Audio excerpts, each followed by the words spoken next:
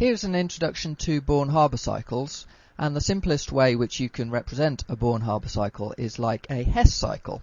It's a specific type of Hess cycle because you start with a metal and a non-metal and form an ionic compound. At the top of the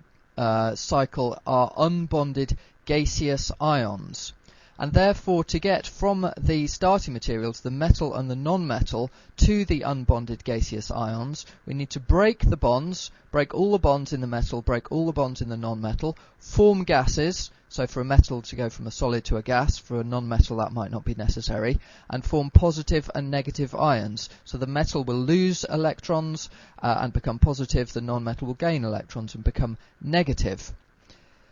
Once you have the unbonded gaseous ions, then the energy change going from them to the ionic compound is the lattice energy, because that is the energy of all the ionic bonds, all the ionic interactions between the positive and negative ions.